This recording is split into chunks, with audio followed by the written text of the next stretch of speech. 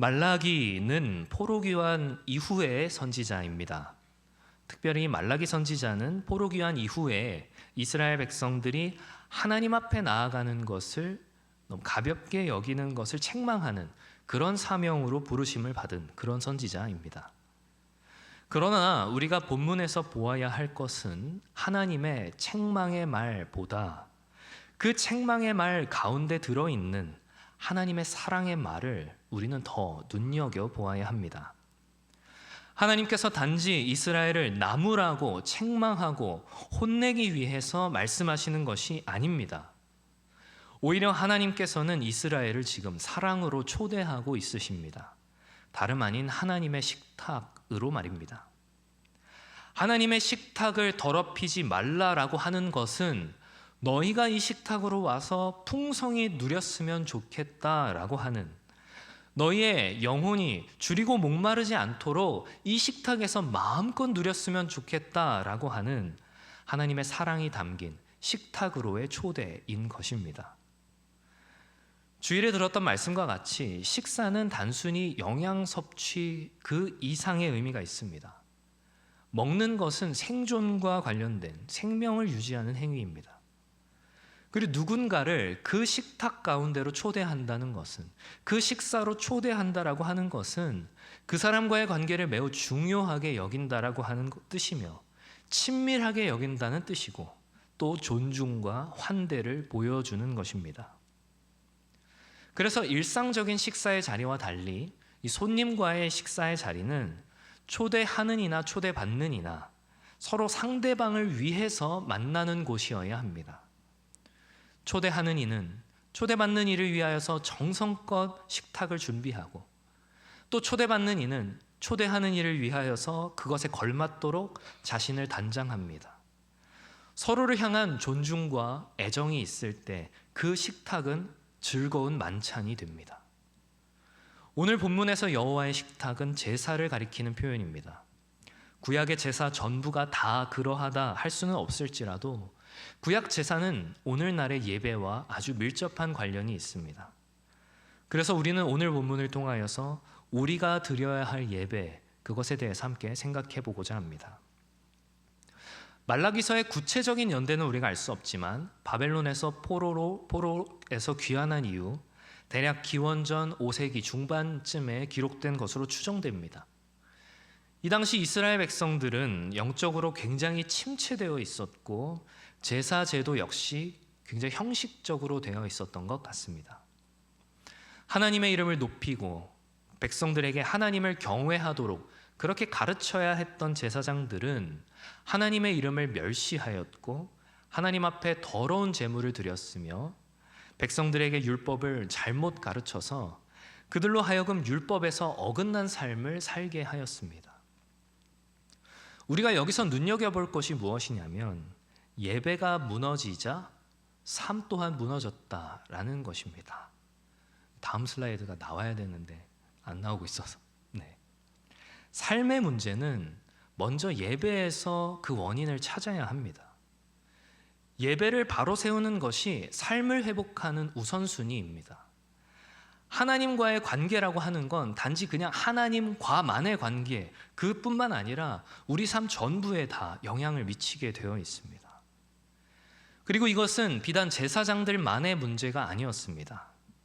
백성들 역시 하나님께 무성의한 예배를 드렸습니다. 그들은 저는 것, 병든 것을 제물로 가져왔고 훔친 것을 가져와 하나님께 드리길 주저하지 않았으며 11조 또한 드리지 않았습니다. 하나님의 은혜로 말미암아 포로에서 귀환하였음에도 불구하고 지금 바벨론에서 돌아와 이렇게 살 수 있는 것이 바벨론의 노예로 있을 때는 꿈꿀 수도 없었던 그런 것들임에도 불구하고 백성들은 하나님을 너무도 가볍게 여겼던 것입니다. 하나님을 가볍게 여기니 예배 또한 가벼워지는 것입니다. 그리고 하나님께서는 이를 가리켜서 내 식탁을 더럽히는 것이다 이렇게 말씀하십니다. 심지어 총독마저 기뻐하지 않을 그것을 가지고 와서 뻔뻔하게 우리가 언제 하나님을 더럽게 하였습니까? 이렇게 말하느냐고 하나님께서는 책망하며 말씀하십니다. 제사는 거룩한 것이어야 합니다. 하나님의 식탁은 거룩한 것이어야 합니다. 예배는 거룩한 것이어야 합니다. 하나님의 식탁은 단지 종교적 의무나 형식이 아닌 살아계신 하나님과의 만남, 진정한 교제입니다. 하나님과의 만남, 그 축복을 알았더라면 이스라엘 백성들은 더러운 떡이 아닌 향기로운 제물을 가지고 왔을 것입니다. 그러나 이스라엘 백성들은 이것을 단순히 의례하는 행위로, 마치 출석 도장 찍듯이 형식적으로 행하는 것으로 치부해버리니 하나님의 식탁에 제사의 형식은 남아있지만 그 안에 마음이 담기지 않은 것입니다. 마음이 없는 예배, 이것만큼 사실 슬픈 표현도 없는 것인데 말입니다.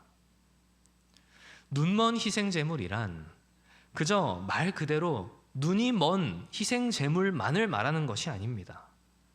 이스라엘 백성들에게 있어서 있으나 마나한 가치 없는 것, 그것이 제물의 구색은 갖출 수 있을지 몰라도 그 안에 그 어떤 애정이나 아낌, 그것들이 들어가 있지 않은 것, 그것을 말합니다.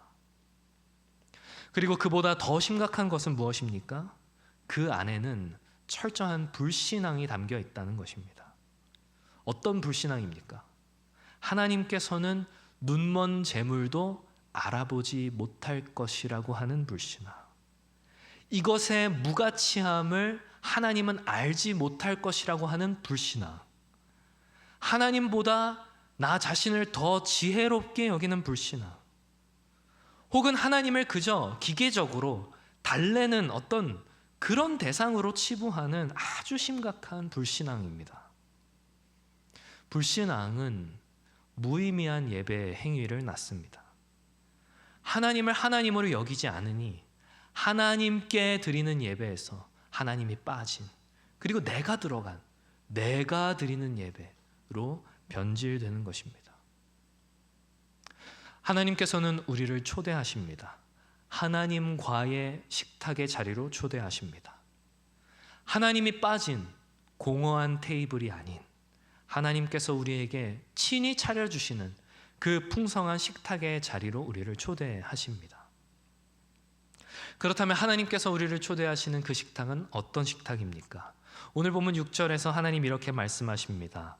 내 이름을 멸시하는 제사장들아, 나 만군의 여호와가 너희에게 이르기를 아들은 그 아버지를, 종은 그 주인을 공경하나니 내가 아버지일진대 나를 공경함이 어디 있느냐? 내가 주인일진대 나를 두려워함이 어디 있느냐 하나 너희는 이르기를 우리가 어떻게 주의 이름을 멸시하였나이까 하는도다. 이것이 이제 겉으로 보기에는 엄청난 하나님의 책망의 말씀입니다. 물론 책망의 말씀이 맞기도 합니다. 그런데 우리는 여기서 하나님이 초대하시는 식탁의 본질을 발견할 수 있습니다. 그것이 무엇입니까?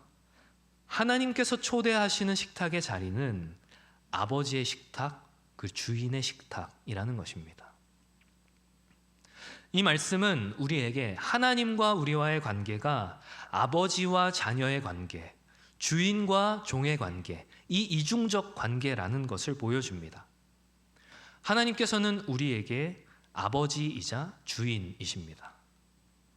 그러니까 이게 이중적이라는 말은 이런 의미입니다. 만일 하나님께서 우리의 주인이시기만 하고 아버지가 아니라고 한다면 하나님은 굉장히 그냥 두렵고 무서운 존재에 불과할 것입니다. 종으로서 복종만 하는 그런 겁나는 존재일 것입니다. 그리고 주인과의 식탁의 자리는 웬만하면 피하고 싶은 그런 자리일 테고 말입니다.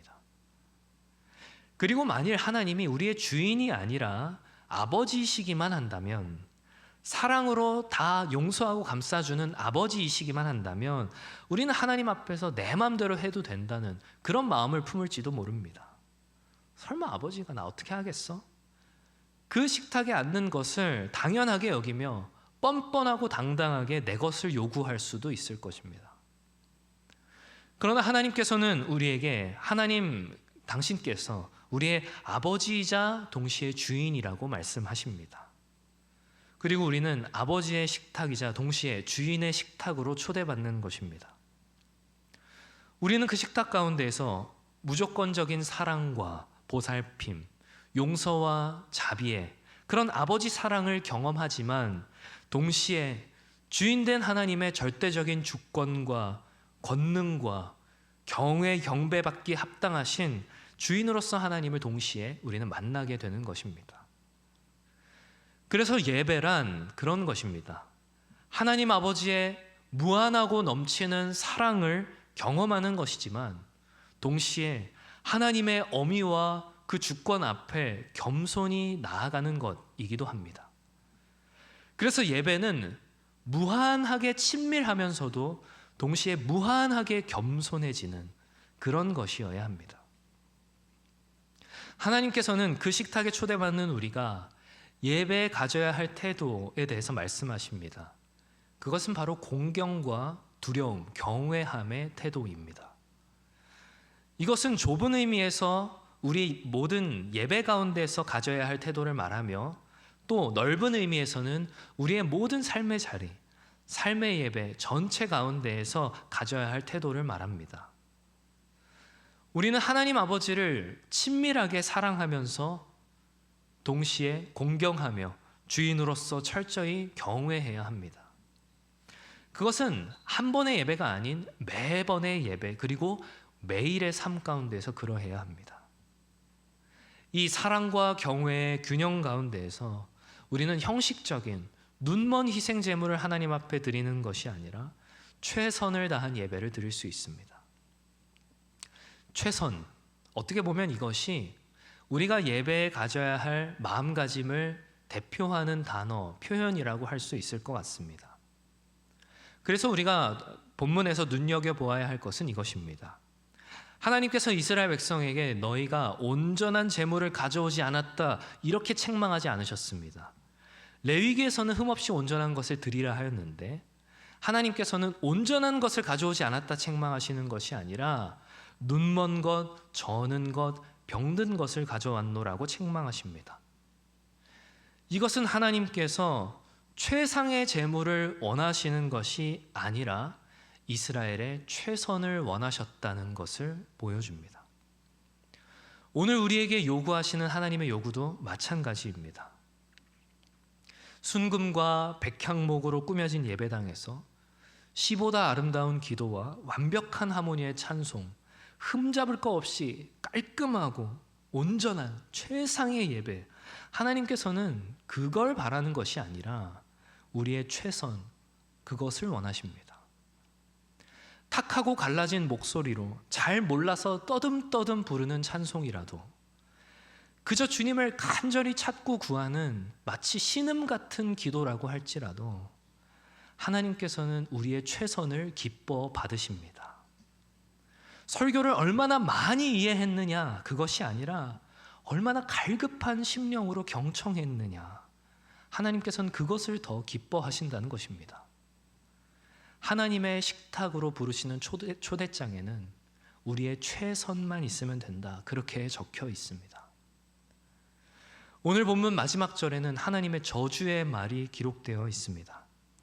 흠 있는 것으로 속여 드리는 자는 저주를 받을지어다 이렇게 되어 있습니다. 제가 오늘 본문은 겉으로 보기에는 책망과 저주의 말이지만 그 안에는 하나님의 사랑의 초대가 있다고 말씀드렸습니다. 이 말씀도 마찬가지로 보아야 합니다. 우리가 만일 창세기를 보면서 동산 중앙에 나무를 세워두고 먹으면 죽는다고 윽박지르는 하나님만을 본다면 그 열매를 먹지 않고 영원토록 살기 원하시는 그 하나님은 보지 못하게 됩니다. 이 말씀에서 우리가 보아야 할 것은 저주가 아니라 저주의 반대, 무엇입니까? 축복을 보아야 하는 것입니다. 오늘 본문은 너희가 예배 잘못 드리면 하나님께서 벌을 내릴 것이다, 저주를 내릴 것이다, 그것을 궁극적으로 말하고 싶은 것이 아니라 하나님께 흠없는 것을 드리는 자 축복을 받을 것이다, 이것을 말씀하시고 싶으시다는 것을 우리는 기억해야 됩니다. 그런데 문제가 있습니다. 무엇이 문제입니까? 우리가 죄인이라서 흠 없는 제사를 드릴 수 없다는 것이 문제입니다. 우리가 최선은 다할 수 있을지 몰라도 최상의 것은 드릴 수 없다는 것, 그것이 문제입니다. 그렇다면 우리가 어떻게 하나님의 축복을 받을 수 있겠습니까? 그것은 우리를 대신하여 하나님 앞에 흠없고 온전한 제물을 드리신 예수 그리스도로 말미암아 우리는 예배의 축복을 받았다는 것을 우리는 기억해야 합니다. 우리는 그리스도로 말미암아 하나님의 식탁에 참여하는 것입니다. 예수 그리스도의 이름을 의지하여 아버지 앞에 나아가는 것입니다.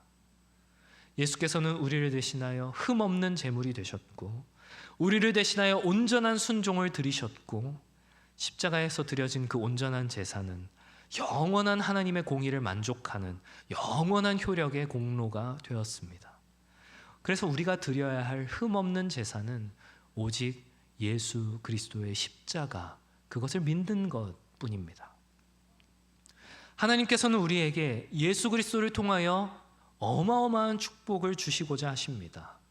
그 풍성한 식탁으로 초대하고자 하십니다. 우리가 최선을 다하여 예수 그리스도를 붙잡을 때 그 최선을 다한 우리의 예배는 최상의 예배가 됩니다.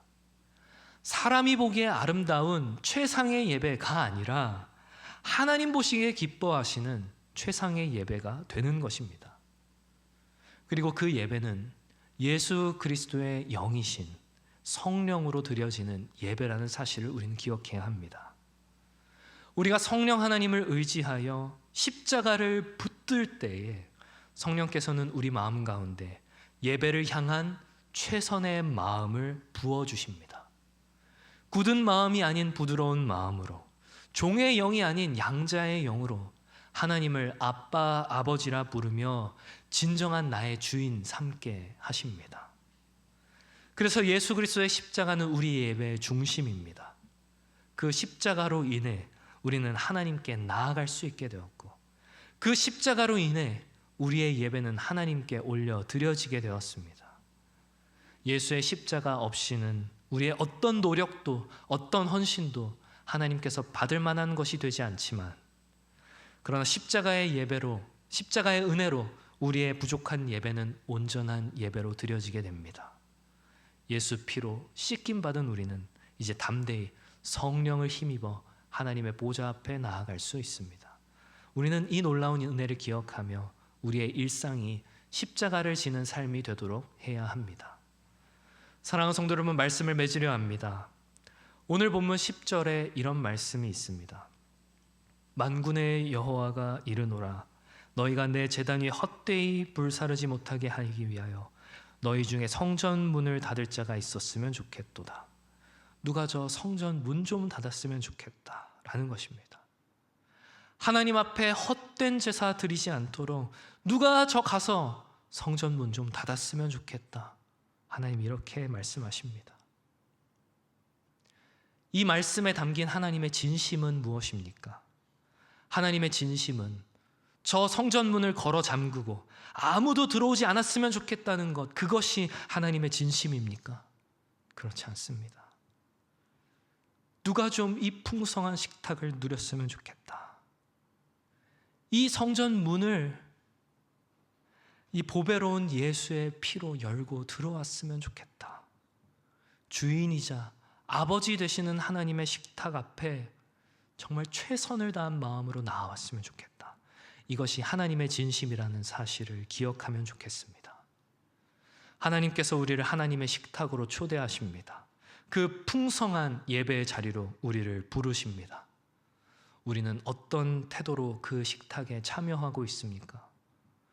우리의 예배가 하나님을 기쁘시게 하는지, 우리의 기도가 정말 우리 마음에서 우러나오는 기도인지, 우리의 찬양은 정말 진실된 고백인지, 참으로 우리가 예수 그리스도의 보배로운 피를 의지하며 나아가고 있는지, 오늘 말씀을 통해 우리의 예배를 점검하기 원합니다. 조금 부족한 기도일지라도 예수의 이름으로 기도할 때, 조금 더딘 찬송일지라도 마음을 다하여 부를 때, 성령 하나님을 의지하며 예배할 때 하나님께서는 우리의 예배를 기뻐 받으실 것입니다. 이 축복을, 이 특권을 모두 다 누리는 우리가 되기를 원합니다. 사랑하는 성도 여러분, 부디 바라옵기는 하나님의 식탁 그 초대에 적극적으로 반응하여서 주일뿐만 아니라 우리의 모든 예배와 또 일상의 예배가 하나님이 기뻐하시는 영과 진리로 드려지는 그런 예배 되기는, 그런 저와 여러분들 다 되시기를 주님의 이름으로 축원합니다.